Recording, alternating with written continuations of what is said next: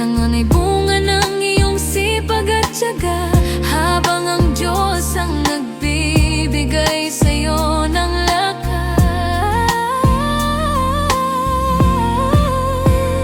Ngayon namin lubos na naunawaan kung gaano kabigat ang iyong pinagdaanan.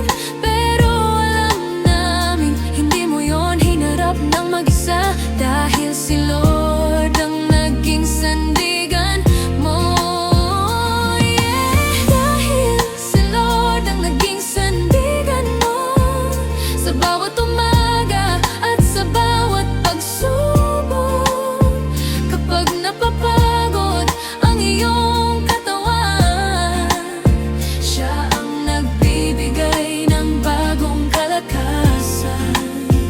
Mama Katri, ikaw ang larawan ng pananampalataya, tahimik ngunit matatag sa bawat laban. At dahil